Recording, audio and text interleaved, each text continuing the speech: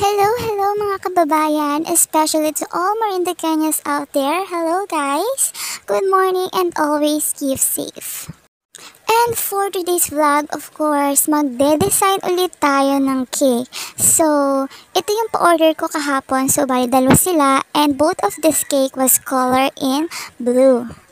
Just keep on watching dahil hindi lang ang iba't ibang designs ang makukuha ninyo sa video ito dahil magbibigay rin tayo ng iba't ibang facts about sa kulay na blue.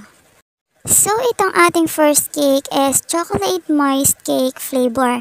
So, naglagay lang din tayo ng filling and nag-crumb coat muna ulit ako and then naglagay ng dowels and then after 15 minutes is nag-final frosting na ako.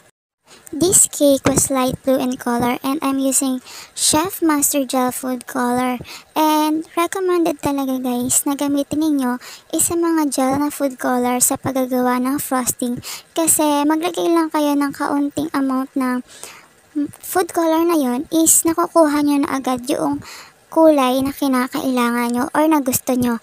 Unlike na kapag liquid food color yung ginamit nyo, kinakailangan na ilang teaspoon pa yung ilagay ninyo bago nyo makuha yung kulay na kailangan nyo ilagay sa cake nyo. And ang disadvantage ng paggamit ng liquid food color is kapag marami na ang nailagay mo nito is maaaring matunas or lumambot yung icing ninyo and hindi na siya magandang ipang pipe sa ating cake. So, for today's fascinating facts is all about blue color. And the survey has shown blue to be the best-selling color in women's sweaters because women think they like it. So, iniisip ng mga babae na magugustuhan or ma-attract ang mga lalaki sa kulay na blue. Kaya kapag bumibili sila ng mga gamit is ganitong kulay ang pinipili nila. And tama ka naman dyan dahil ang facts, isa pang fact is the color blue most preferred by men. So, ito yung pinakang popular sa mga lalaki na kulay. And there are two colors which is the pink and blue that signifies a gender. So the pink is for girl and the blue is for boy.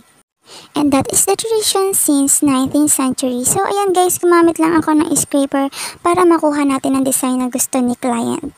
And let's move on to our next cake. And ayan, kulay blue ulit ang kanyang kulay pero masyado siyang deep na kulay blue. So ang pinaghalo ko dito is color blue and black na Payatraco gel. Since nasa second cake na tayo guys is magsha-shoutout muna tayo dahil may nag-message sa akin kagahapon na idol daw talaga niya ako since fetus pa at pa-shoutout daw. So shoutout kay Miss Rica Ariola.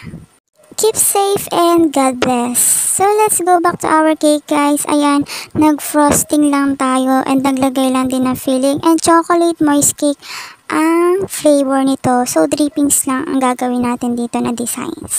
So, ayun guys, dahil sa research ko kanina ng trivia about sa kulay na blue, is meron ako nabasang facts about color blue pa. So, it says na in India, blue is thought to bring bad luck. So, unlike dito sa Pilipinas na kapag nakakita ka ng kulay itim na pusa, ay gapanik na yun at yun daw ay makamalas. Ay isa pa ay blue birds can see the color blue.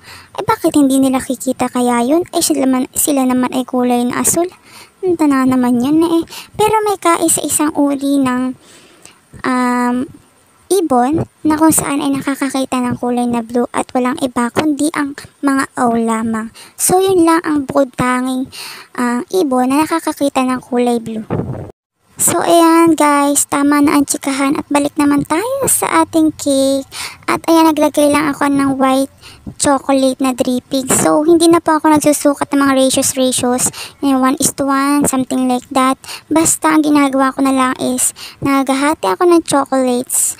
And basta kapag i-melt nyo na siya, is kailangan na mas marami ang chocolate than water. So, I'm using 1M na decorating tip dito sa pagdidesign ng ating cake.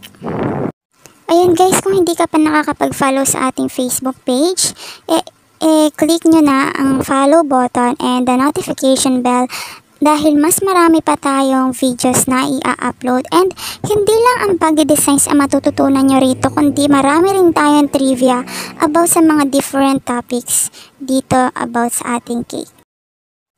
And maglalagay lang tayo dito ng mga silver draggies dito sa ibabaw para naman magandang tignan itong ating cake. And nagpa-print lang ako ng happy birthday daddy and mommy. And inedit ko lang siya sa pixel. So yung dalawang umorder ng cakes na ito is talagang customer ko na sila since ever na nag-start ako mag-bake. Thank you so much guys for trusting and for ordering again!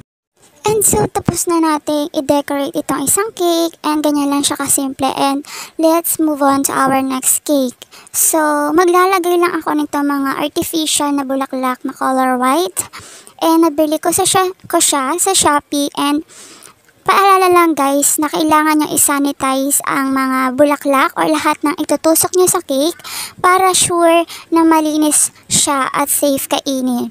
And hindi rin ako gumagamit ng mga tunay na bulaklak na inilalagay dito sa cake kasi may tendency na kumapit yung lasa noong bulaklak doon sa ating cake. So, artificial lang yung ginagamit ko. Pero, soon siguro itry kong mag-design din ng mga tunay na flowers doon sa ating cake. And nalilagay lang din ulit ako ng mga butterflies dito sa ating cake. So, and printable siya in color blue. Dahil iyan ang request na aking client para sa kanyang tatay. And alam niyo ba guys, itong design ng cake na ito is sobrang ganda talaga. And halos ang dami na umorder sa akin ng ganitong design simula nang matry ko ito nung una. Napakaganda nga naman talaga ng kulay na ito. Kaya nga, almost sa mga offices, ganitong kulay yung inilalagay nila sa kanilang mga office. Dahil nga sabi is, ang mga employees is nagiging productive kapag ang room nila is color blue. And that's it! And ito na ang result ng ating dalawang blue cakes. Cause it's blue sky waiting tomorrow. Waiting tomorrow, shining and shimmering. It's blue sky, waiting tomorrow, waiting tomorrow. May it's all we need. Thank you so much guys for watching. See you on my next vlog.